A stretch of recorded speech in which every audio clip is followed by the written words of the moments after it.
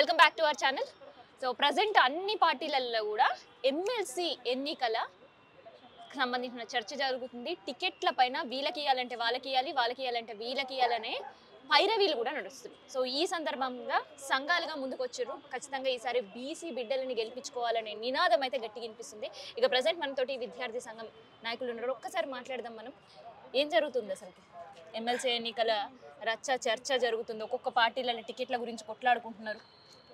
MLC ఎలక్షన్ల చర్చ అనేది ప్రాబ్లం ఏంటంటే ఇక్కడ మెయిన్గా రాహుల్ గాంధీ గారు ఒక మాట ఇచ్చారు. సామాజిక న్యాయం జరగాలి, సోషల్ ఇంజనీరింగ్ జరగాలి, పోనీ ఎవరైతే ఎక్కువ జనాభా ఉన్నారో వాళ్ళకి ఎక్కువ ప్రాతినిధ్యం దక్కాలని చెప్పి ఆయన దేశవ్యాప్తంగా ఇది ఒక నినాదం తీసుకొని ముందుకు పోతుంది. అయితే అదేవిధంగా ఏదైతే మన రాష్ట్రంలో తెలంగాణ రాష్ట్రంలో కాంగ్రెస్ ప్రభుత్వం ఏర్పడక ముందు ఇదే న్యాయ అనుభవంతో మేము పోతాము, రాహుల్ గాంధీ జోడో యాత్ర కూడా న్యాయ అని చెప్పి సామాజిక న్యాయం చేస్తామని చెప్పి కూడా అంశం పెట్టారు. కానీ నేడు చూసుకుంటే ఆ సామాజిక న్యాయం తుంగలో దొక్కి కేవలం ఒక కమ్యూనిటీ రాజ్యం నడుస్తుంది. ఇక్కడ మేమేమనుకున్నాం, గతంలో ఉదయపూర్ డిక్లరేషన్ చేసారు తెలంగాణ రాష్ట్రంలో. ఏదైతే మనకు స్థానిక ఎలక్షన్స్ రాకముందు ఉదయపూర్ డిక్లరేషన్ ఏం చెప్తారు, రాబోయే తెలంగాణ ఎలక్షన్లో పార్లమెంటుకు 2 ఎమ్మెల్యే సీట్లు ఇస్తాం, 34 ఎమ్మెల్యే స్థానాలు మేము బీసీలకు కేటాయిస్తాం. దాంతో ఎవరైతే మేము ఇంతవరకు అసెంబ్లీ పార్లమెంట్ చట్టం తొక్కనోళ్ళు కూడా అడుగు తొక్కనోళ్ళు బీసీ కులాలు దొక్కాలి, అదేవిధంగా రాహుల్ గాంధీ గారి నిర్ణయం అని పోయారు. కానీ అప్పుడు మోసం చేసిరు. దాదాపు 21-19 సీట్లకు పరిమితం చేసిరు ఓల్డ్ సిటీ మేము వదిలేస్తే.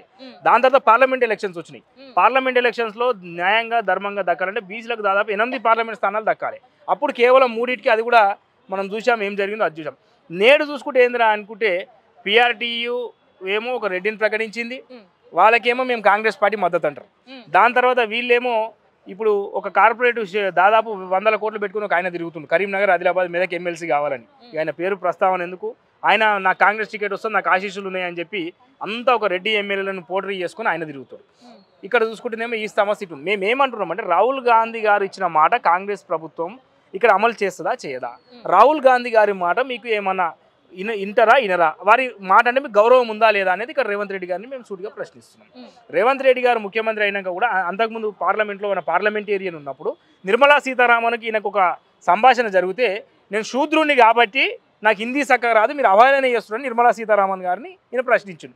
మేమంటున్నాం ఆ రోజు శూద్రులు అన్నారు కదా, ఈ రాష్ట్రంలో 75% శూద్రులం ఉన్నాం కదా, మరి 75% ఉన్నవారు మీకు ఎందుకు గుర్తొస్తలేరు అంటే మీరు స్పీచ్లో వాడుకోనికి లేదా మీకు ఎక్కడైనా ఎదుటివారిని టార్గెట్ చేసేటప్పుడే మీకు శూద్రులు బహుజనులు గుర్తొస్తారా? న్యాయంగా ధర్మంగా మేము ఎందుకు గుర్తొస్తాం? ఇప్పుడు మన కార్పొరేషన్ చైర్మన్ ప్రకటించారు, ఎందుకు ప్రకటించారు బీసీలకు? ఇప్పుడు రాహుల్ గాంధీ గారు అన్నట్టు 50% బీసీలకు ఇవ్వాలి కదా. మా పరిస్థితి ఎట్లుందంటే బీసీలది రాష్ట్రంలో కాంగ్రెస్ పార్టీని మేము ఏదైతే రాహుల్ గాంధీ గారి మాట అయిన పూర్తి స్థాయిలో బీసీ సమాజం ఓట్లేస్తేనే ఈరోజు కాంగ్రెస్ ప్రభుత్వం ఈ రాష్ట్రంలో ఏర్పడ్డ తర్వాత మంత్రివర్గంలో కేవలం 2 మంత్రులు ఇస్తారు. అదే రేవంత్ రెడ్డి గారి సొంత కమ్యూనిటీకి ఏమో 4-5 ఇవ్వచ్చు. మెయిన్ కీ పోస్టుల్లో వాళ్ళే ఉంటారు, ముఖ్యమంత్రి సలహాదారులు వాళ్ళే, క్యాబినెట్ మంత్రులు వాళ్ళే. అని రాష్ట్రంలో 5% జనాభా కోసం నువ్వు ముఖ్యమంత్రివా లేకపోతే సమాజానికి ముఖ్యమంత్రివా? ఈ బీసీలు నీకు ఓట్లేదా, బీసీలకు నువ్వు ముఖ్యమంత్రి కాదా అని సూచిగా ప్రశ్నిస్తున్నాం. గతంలో కులగణన చేసిరు, మేము ఖచ్చితంగా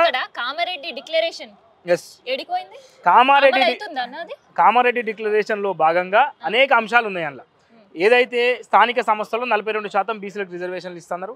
అయితే కాకపోతే ఖచ్చితంగా కులగణన రిపోర్ట్ వచ్చినాక అది సాధ్యమవుతుంది. మేము కూడా దాని మీద మహేష్ కుమార్ గౌడ్ గారిని రేవంత్ రెడ్డి గారిని కూడా పర్సనల్గా కలిసి కూడా రిపోర్ట్ ఇచ్చినాం.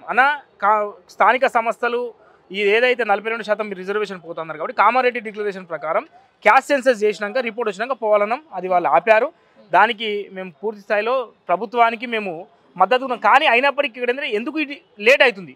క్యాస్ట్ సెన్సస్ మనం తీసుకుంటే ఒక మంత్రి ఏమో 86% అంటాడు, ఇంకొక మంత్రి ఏమో వచ్చి 90% అంటాడు, ఇంకొక మంత్రి 77% అంటాడు. అసలు మీకే క్లారిటీ లేకపోతే అసలు ఎంత క్యాస్ట్ సెన్సస్ ఏడైంది? ఇంకోటి తీసుకుంటే పూర్తి స్థాయిలో దీన్ని ఇప్పుడు బీహార్లో తీసుకున్నాం. బీహార్లో ముఖ్యమంత్రి దాదాపు నితీష్ కుమార్ గారు ఒక 100 సార్లు క్యాస్ట్ సెన్సస్ మీటింగ్లలో కూర్చుండు. పూర్తి స్థాయి రాష్ట్రంలో ఉన్న వ్యవస్థ మొత్తం కుల గణన మీద కూర్చున్నది. కానీ ఇక్కడ మీటింగులు లేవు, అంత వ్యవస్థ స్ట్రిక్ట్ లేదు. కొన్ని ప్రాంతాల్లో అయితే విద్యార్థులను పెట్టి చేపించారు. మేము ప్రభుత్వం దృష్టికి తీసుకపోయినా లేదు మేము మంచిగా చేస్తామంటారు. ఇప్పటికీ క్యాస్ట్ సెన్సెస్ 15-20% కాలే కులగణన. అయినప్పటికీ వారు పూర్తి అయిందని చెప్పి రిపోర్ట్ చేస్తున్నాం. మేము ప్రభుత్వానికి అప్పీల్ చేస్తున్నాం మన టీవీ ద్వారా. ఏంటంటే ఇంకొక వారం 10 రోజులు స్పెషల్ డ్రైవ్లు పెట్టి ఎక్కడైతే క్యాస్ట్లు నమోదు కాలేదో వాళ్ళందరినీ నమోదు చేయాల్సిన అవసరం ఉన్నది. ఎందుకంటే కులగణన పూర్తి స్థాయిలో రిపోర్ట్ వస్తేనే మాత్రమే రేపు స్థానిక సమస్యలో మాకు న్యాయం జరుగుతుంది. ఇక మీరు అన్నట్టు కామారెడ్డి డిక్లరేషన్లో ఏ అంశం కూడా ఇంతవరకు ఇంప్లిమెంట్ కాలే. ఎందుకంటే మన విద్యార్థులకు తీసుకుంటే ఫీజు పెండింగ్ రియంబర్మెంట్ దాదాపు 5,000 కోట్లు ఉండే, అది మేము అధికారంలోకి వచ్చిన 6 నెలలు ఇస్తున్నారు, ఇంతవరకు చేయలే. అదేవిధంగా బీసీ మహనీయుల పేర్లు జనగామ జిల్లాకు పెడుతున్నారు, అది ఇంతవరకు లేదు. అనేక అంశాలు కామారెడ్డి డిక్లరేషన్లో చేసిన ఏవి కూడా ఇంప్లిమెంటేషన్ కాలేదు. మేము ఏమనుకుంటామంటే కులగణన సరే, గత ప్రభుత్వం మీద మేము దాదాపు ఎన్నో సంవత్సరాలు కొట్లాడుతూ కులగణన చేయలేదు, ఈ ప్రభుత్వం చేస్తున్నందుకు మేము నమ్మినాం. కానీ కేంద్రం కూడా ఏమో చూస్తే నేను బీసీ అంటాడు, ఆయన కేంద్రంలో ప్రత్యేక మంత్రిత్వ శాఖ పెట్టాడు, క్యాస్ట్ సెన్సెస్ చేయడు, అన్యాయంగా ఈడబ్ల్యూఎస్ రిజర్వేషన్ చేస్తారు. ఈరోజు తెలంగాణ రాష్ట్రంలో సస్తూరు పిల్లలు మీరు చూసుకుంటే టీచర్స్కు 62 మార్కు వచ్చిన ఎస్టీకి జాబ్ రాలేదు, 61 మార్కు వచ్చిన ఓసీకి జాబ్ వచ్చింది. ఏమంటున్నా వాళ్ళకి ఇవ్వండి. మీకు తెలుసో తెలియదో కేంద్ర ప్రభుత్వం ఈడబ్ల్యూఎస్ కన్నా ముందు రాష్ట్రంలో 2008లో ఫీజు రియంబర్మెంట్ స్కీమ్ కోసం మేము కొట్లాడిన తర్వాత 5% పేదల ఓసీలకి వెళ్ళని కొట్లాడిన మరొచ్చు. ఎందుకంటే వాళ్ళ వైశ్యులలో పేదలు ఉన్నారు, బ్రాహ్మణులలో పేదలు ఉన్నారు, రెడ్డిలలో పేదలు ఉన్నారు. కానీ దానికి ఒక లిమిటేషన్ ఉంటుంది. ఇలా రాష్ట్రంలో తెలంగాణలో అగ్రకులాల జనాభానే 7.5%. నువ్వు 10% రిజర్వేషన్స్ ఎట్లా ఇస్తావు? ఇప్పుడు బీహార్లో బిల్లు ఇచ్చారమ్మా, అది వెనుకకు పంపిరు. తమిళనాడులో బిల్లు ఇచ్చారు, 3% ఇచ్చారు. లేదా వెస్ట్ బెంగాల్లో ఇచ్చారు. వారు సరి చేయాలి కదా రాష్ట్ర ప్రభుత్వము, మేము అవన్నీ సరి చూస్తామన్నారు, అది ఇంతవరకు ఇంప్లిమెంటేషన్ లేదు. కాబట్టి ప్రైవేట్ యూనివర్సిటీలలో రిజర్వేషన్ లేవు. కామారెడ్డి డిక్లరేషన్ కేవలం పేపర్లకే పరిమితమైంది. అయితే ఇప్పుడు మనం కులగణన గురించి ముచ్చట మాట్లాడాం. సో కులగణన అయితే ఇప్పటివరకు పూర్తి కాలేదు. ఎవరింటి చుట్టుపక్కల ఎంత అయిందో అందరి ముచ్చట అదేరకనే. మరి అట్లాంటిది ఇదే ప్రాతిపాదికన రేషన్ కార్డులు కూడా మేము ఇచ్చే అవకాశం ఉంది, ఇస్తాము అనే ఇంకొక వార్తలు వస్తుంది. అసలు ఇది ఏమనిపిస్తుంది? అయితే ఇది జోక్ ఆఫ్ ద డే అంటే రేషన్ కార్డులు అంటే పెద్ద జోక్ గుర్తొచ్చింది. అనేక మంది నీ 6 పథకాల స్కీమ్ రాసుకున్నప్పుడు రేషన్ కార్డు టిక్ చేసారు. అసలు ఆ పథకాల ఫామ్లు మీకు చేరినాయా చేరలేదా? ఎందుకంటే మళ్ళీ అప్లికేషన్ అంటారు ఎందుకు? ఇప్పుడు కంప్యూటరైజ్డ్ అయితే అందులో ఆధార్ కార్డు రాసుకురు కదా. ఇప్పుడు ఫలానా ఆధార్ కార్డు విక్రమ్ గౌడ్ అని ఆధార్ కార్డు కొడితే ఈ నేమ్ అప్లికేషన్ పెట్టుకుని అనేది రావాలి. వస్తే దానికి రేషన్ కార్డుకి ఎంతమంది ఎలిజిబుల్ ఉందో ఎంతమంది ఎలిజిబుల్ లేరో దానికి పెట్టాలి. కానీ ఇంతవరకు మళ్ళీ అప్లికేషన్లు తెండి గతంలో పెట్టిన మేము మళ్ళీ పరిశీలిస్తాము అంటే ప్రజల్లో గందరగోళమే కదా. ఇప్పుడు మీ సేవకి ఎంతమంది పోయి లైన్లు కట్టుకోవాలి, మళ్ళీ తొక్కిసలాటలు కావాలి నాడ. నేనేమంటున్నా, ఏదైతే గవర్నమెంట్ పథకాలు నింపిరో వారికి న్యాయబద్ధంగా ఇవ్వండి. రేషన్ కార్డ్స్ కూడా లేని వాళ్ళకి ఇవ్వండి. దీని మీద ఒక ఏరియల్ సర్వే పెట్టండి. ఇప్పుడు జిహెచ్ఎంసీలో అధికారులు ఉంటారు, గ్రామీణ స్థాయిలో సెక్రటరీ ఉంటారు, వాడికి తెలిసిపోతుంది ఎవడు పేదోడు కాదనేది. దాన్ని స్పెషల్ డ్రైవ్ పెట్టి చేయాలి. కానీ రోజుకు ఒక మాట, గతంలో ప్రభుత్వం ఏర్పడడానికి 6 నెలలకు పెడతామంటారు, 8 నెలలకు పెడతాంటారు, ఇప్పటిదాకా కూడా వారికి క్లారిటీ లేదు. కాబట్టి నేను ఖచ్చితంగా ఈ ప్రభుత్వాన్ని ఒకటి విజ్ఞప్తి చేస్తున్నా, ఫస్ట్ మీరు అధికారులు మీరు ఒక క్లారిటీ తెచ్చుకోలేదు అన్న పథకం పెట్టే ముందు, తెచ్చుకున్న తర్వాత పెట్టండి. ఇప్పుడు ఫీజు రియంబర్మెంట్ స్కీమ్ ఒక ఆయన నేను మొన్న రిలీజ్ చేస్తాడు, ఇంతవరకు రిలీజ్ కాలేదు. 5 సంవత్సరాల నుంచి పిల్లలు ఎంత ఇబ్బంది పడుతున్నారు అంటే డిగ్రీలు అయిపోయినాయి, ఎంబీఏలు అయిపోయినాయి, ఎల్ఎల్బీలు అయిపోయిన తర్వాత వాడు జాబ్ పోవాలన్నా వేరే పై కోర్సులకు పోయినా కాలేజ్ కూడా సర్టిఫికేట్లు ఇస్తలేడు. గతంలో విద్యాశాఖ నుంచి మేమే బీసీ వెల్ఫేర్ నుంచి ఎస్సీ వెల్ఫేర్ నుంచి లెటర్ రాసి మా సంఘం తరఫున అన్ని సర్క్యులేషన్ ఇచ్చాం. కానీ కాలేజీలో నిన్నే పరిస్థితి లేదు. ముఖ్యమంత్రి గారు మీరు భరోసా ఇవ్వాలి. ఎందుకంటే కాలేజీలో స్కాలర్షిప్ ద్వారా విద్యార్థి చదివిందంటే విద్యార్థికి కాలేజీకి ఎటువంటి సంబంధం లేదు. మధ్యలో గ్యారంటీ గవర్నమెంట్, నువ్వు ఆ గవర్నమెంట్ గ్యారంటీ మర్చిపోయి పిల్లలు ఇస్తే ఇప్పుడు పిల్లలు మీరు చూస్తున్నారు వరంగల్లో 14,000 కట్టలేక ఒక అమ్మాయి ఆత్మహత్య చేసుకుంది. మళ్ళీ ఎవరి పాపం అది? అది హత్య అనాలా మనం ఆత్మహత్య అనాలా? ఇలా విద్యార్థులు కొక్కోలుగా ఏడుస్తున్నారు. తల్లుల మెడలున్న పుస్తల తాళ్ళు తీసుకొచ్చి మరీ ఫీజులు కట్టి కాలేజీలు ముక్కులు వెండి ఫీజులు వసూలు చేస్తారు. కాబట్టి కామారెడ్డి డిక్లరేషన్ ప్రకారం 6 నెలలు ఇస్తాను, ఇప్పుడు అవన్నీ రిలీజ్ చేయాలి. అదేవిధంగా కూడా కులగన్న పూర్తి చేయాలి. ఇంకా కొంత పెండింగ్ ఉంది, 80% చేసిర్రు, ఇంకా 20% పెండింగ్ ఉంది. కాబట్టి స్పెషల్ డ్రైవ్ పెట్టి చేయాలని చెప్పి మన టీవీ ద్వారా వాళ్ళని వేడుకుంటున్నా. అదేవిధంగా ఎమ్మెల్సీ ఎలక్షన్లో మాత్రం ఎమ్మెల్సీ ఎలక్షన్స్కి సంబంధించి బీజేపీ వాదం ఏందో కనిపించింది, వినిపించింది.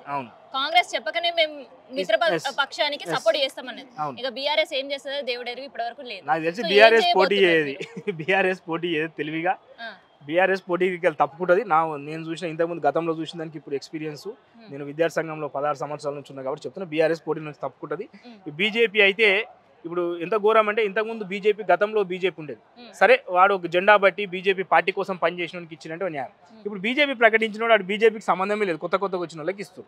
ఇప్పుడు మనం ఎమ్మెల్యే టికెట్లు తీసుకుంటే అట్లనే ఉంది. బీజేపీ ప్రతిపక్ష నేత అదే. రాష్ట్రంలో అధికారం కోసం బీజేపీ ముఖ్యమంత్రి ఇస్తున్న బీజేపీ పార్టీ కనీసం ఈరోజు అసెంబ్లీలో ప్రతిపక్ష నేతగా కూడా ఇవ్వలేకపోయింది. కాంగ్రెస్ పార్టీలోకి వెళ్ళి వచ్చిన ఆయన తీసుకొచ్చి నువ్వు బీజేపీ ప్రతిపక్ష నేత చేసినావు కదా, ఫ్లోర్ లీడర్ చేసుకున్నావు కదా బీజేపీ. మళ్ళీ ఏ విధంగా నువ్వు సామాజిక న్యాయం చేస్తావు? కేంద్రంలో ఒక ప్రత్యేక మంత్రిత్వ శాఖ లేదు, ₹1 ఖర్చు లేకుండా ప్రత్యేక మంత్రిత్వ శాఖ. ఇప్పుడు కేంద్రంలో మేము బీసీలో పోయి అడగాలంటే ఎవరిని అడగాలి? మాకు శాఖనే లేదు కదా, ఆడ మాకు బడ్జెటే లేదు కదా. బీసీలో ఇప్పుడు ఈడబ్ల్యూఎస్ ఏమో నువ్వు తీసుకొచ్చినావు పార్లమెంట్లో చట్టం చేసి, మళ్ళీ 57% ఉన్న బీసీలకు ఎందుకు నువ్వు సపరేట్ మంత్రిత్వ శాఖ ఇవ్వవు? 27% అత్యవసర రిజర్వేషన్లు మాకుంటాయా?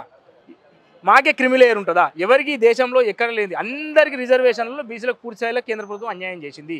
గతంలో అనేక మార్లు మేము రాష్ట్ర నాయకత్వాన్ని దేశ నాయకత్వానికి మోడీ గారిని కూడా కలిసి ఇచ్చాము, ఇంతవరకు దాని మీద చర్యలు లేవు. ఇక్కడ ఎమ్మెల్సీలలో కూడా వాళ్ళకే ప్రకటించారు, ఒక టీచర్ ఎమ్మెల్సీ ఒక బీసీకి ప్రకటించారు అంతే. మరి ఇప్పుడు ఏం చేయబోతున్నారు? ఖచ్చితంగా రాష్ట్రంలో మేము కాంగ్రెస్ పార్టీ, ఎందుకంటే ఇంకా ప్రకటించలే కాబట్టి మాకు తెలిసినాయి, మీరు ఒక రెడ్డికి ఇద్దాం అనుకుంటారు, 100 కోట్లను ఒక కాలేజీ యాజమాన్యానికి ఇద్దాం అనుకుంటారు, దాన్ని మేము వ్యతిరేకిస్తున్నాం. ఖచ్చితంగా రాహుల్ గాంధీ గారి మాట, మీరు రాహుల్ కాంగ్రెస్గా ఉండాలనుకుంటే మాత్రం బీసీకి ఇవ్వాలి, సామాజిక న్యాయం పాటించాలి. లేదు రెడ్డి కాంగ్రెస్ ఉండాలనుకుంటే మీరు ఇష్టమున్నోళ్ళకి ఇవ్వాలి, ఖచ్చితంగా వారిపైన మేము బీసీ అభ్యర్థిని నిలబెట్టి కాంగ్రెస్ పార్టీ అభ్యర్థిని ఓడగొడతాం.